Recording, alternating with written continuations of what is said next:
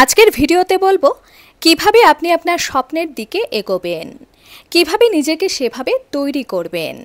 তার জন্য আপনাকে শুধু এই 11টি পাওয়ারফুল নীতি মেনে চলতে হবে। মনে রাখবেন, অর্ধেক পথে এসে হাল ছেড়ে দিলে চলবে না, তেমনি ভিডিওটিকেও অর্ধেকটা দেখে ছেড়ে দিলে চলবে না। 1. আগামী 6 মাসের জন্য সম্পূর্ণ গায়েব হয়ে যান। সবার প্রথমে সোশ্যাল মিডিয়া থেকে গায়েব হন। তারপর অহেতুক আড্ডা দেওয়া, উদ্দেশ্যহীনভাবে এদিক ওদিক টটো করে ঘুরে বেড়ানো, এগুলো থেকে সাময়িক বিরতি নিন। 2. এমন সম্পর্ক থেকে সরে আসুন যে সম্পর্ক আপনার উন্নতিতে কোনো ভূমিকা পালন করে না, উপরন্তু আপনার মানসিক শান্তি নষ্ট করে। 3. একটা নির্দিষ্ট লক্ষ্য স্থির করুন। যেমন আপনি এই প্রতিযোগিতামূলক পরীক্ষা ট্রাই করতে চান এবং তার জন্য যা যা প্রস্তুতি দরকার সব নিন। মনে রাখবেন, একসাথে 1000টা বিকল্পে ট্রাই করতে যাবেন না, এতে কোনো লাভ হয় না।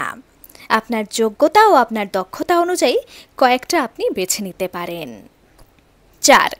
সময়ের সাথে সাথেই নিজেকে আপডেট করুন। সফলতা লাভের জন্য নিজেকে আপডেট করা খুব দরকার। এর আওতায় আসে নতুন কোনো জিনিস শেখা, নতুন প্রযুক্তিকে আয়ত্ত করা, নতুনভাবে নিজেকে আবিষ্কার করা ইত্যাদি। 5. সফল হওয়ার জন্য সফল মানুষের সঙ্গ পাওয়া খুব দরকার, তবে এক্ষেত্রে একজন অসফল মানুষের অভিজ্ঞতাও অনেক কাজে আসে। কিন্তু যার সফল হওয়ার কোনো মানসিকতাই নেই, সে কখনো আপনাকে গাইড করতে পারবে না, তাই এমন মানুষের সঙ্গ পরিহার করুন। 6. নিজের ইমোশনকে নিয়ন্ত্রণ করুন। ইমোশনাল মানুষ সফলতা লাভের ক্ষেত্রে অনেকটা পিছিয়ে থাকে, কারণ তারা ক্যালকুলেটিভ হতে পারে না, আর সফল হওয়ার জন্য ক্যালকুলেটিভ হওয়া খুব দরকার। 7. প্রতিযোগিতার মনোভাব রাখুন, কিন্তু হিংসার মনোভাব নয়।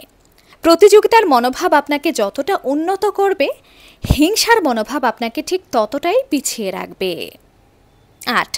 যারা কাজের বেলায় অষ্টরম্ভা কিন্তু আকাশকুসুম পরিকল্পনা করে, তাদের সাথে মেলামেশা বন্ধ করুন।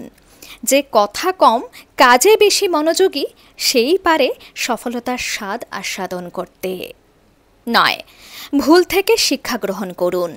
ভুলটাকে গ্রহণ করতে শিখুন এবং পুনরায় যাতে সেই ভুল না হয় সেটা নিশ্চিত করুন। 10. জীবনে নিয়মানুবর্তিতা আনুন, কারণ অনিয়মের জীবন আপনাকে শারীরিকভাবে বেশি দিন সুস্থ থাকতে দেবে না, আর অসুস্থ দেহ কখনো কাউকে তার স্বপ্ন পূরণে সাহায্য করতে পারে না। 11.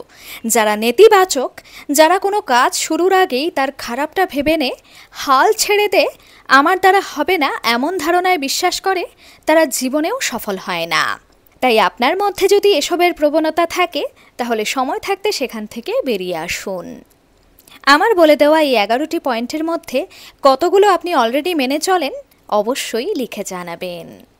ধন্যবাদ।